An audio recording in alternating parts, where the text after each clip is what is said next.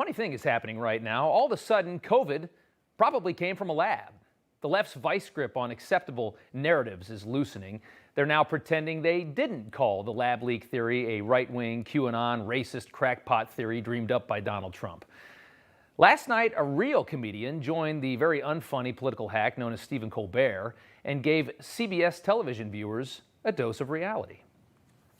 There's a novel respiratory coronavirus overtaking Wuhan, China.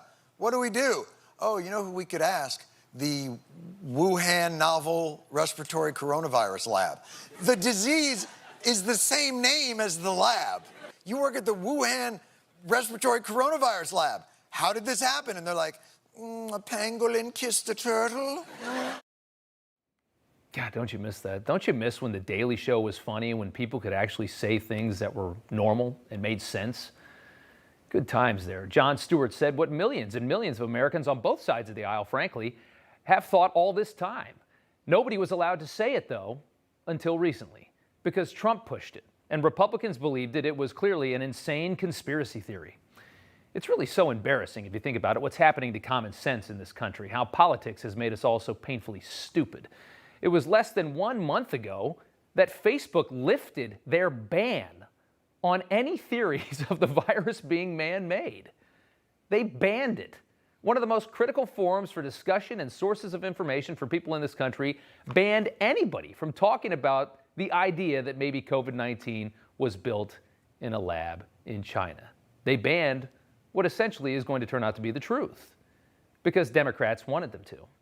The gravity of that should hit you very hard because imagine what else the government might not want you to know. Americans are spoiled rotten living in a country this free and open. We have it too good.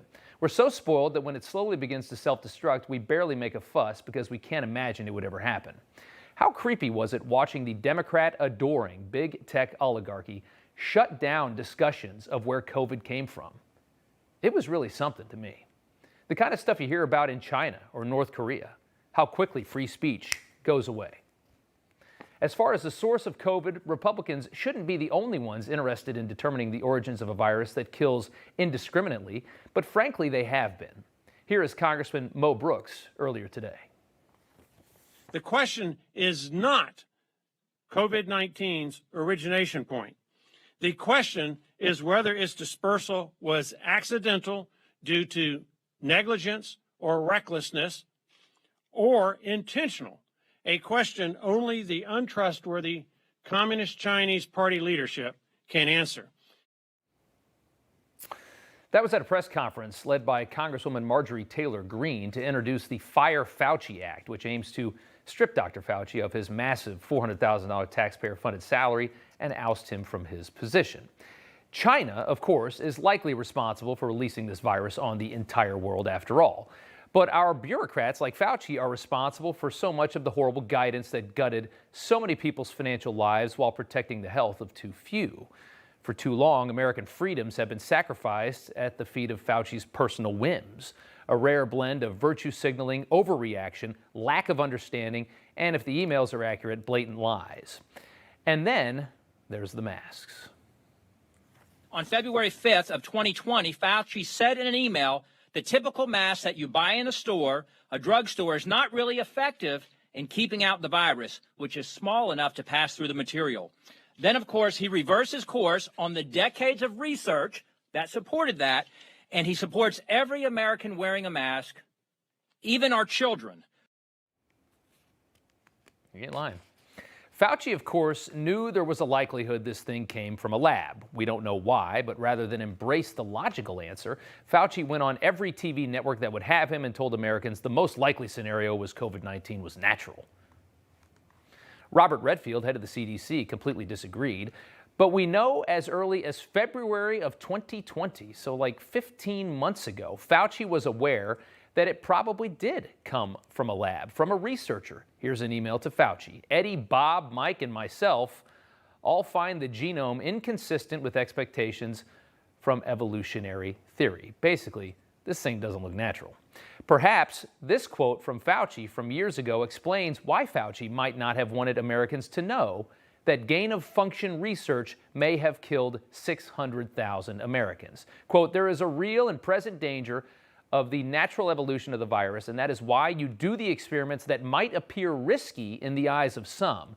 You do the experiments so we can stay ahead of the naturally evolving risk. Fauci believes viral research is worth the risk of a pandemic. Gain of function, these types of things. He believes they're that important. A belief that's suddenly become very unpopular in the middle of a pandemic that's killing thousands and thousands of Americans. Suddenly, he doesn't want people to read what I just read to you, what he thought 9 years ago. Fauci became a god for those on the left. What he said was gospel. The moment that Donald Trump questioned him at all, Democrats trusted him implicitly. That's how stupid they are about Donald Trump. Suddenly, questioning science, questioning Fauci became a sin. Dr. Fauci was a rock star. While American small businesses were forced to close, emotional and mental problems developing all over this country, widespread economic malaise and dysfunction and displacement. Dr. Fauci, the highest paid government employee, was out posing for magazine covers and not tending to the matters at hand. Beloved by the media, another embarrassing black eye for them, as there have been so many. Think about Michael Avenatti. Now the American public finally figuring out the truth about this man. Fauci's science is an embarrassment to real science. A man who lied about the origins of the virus and the protections of wearing masks. The media portrayed, of course, Fauci as infallible, to be believed no matter what.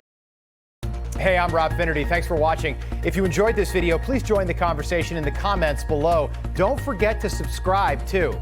Hit the bell icon to be alerted to breaking news. And remember, there's a whole lot more on Newsmax TV, America's fastest growing cable news network.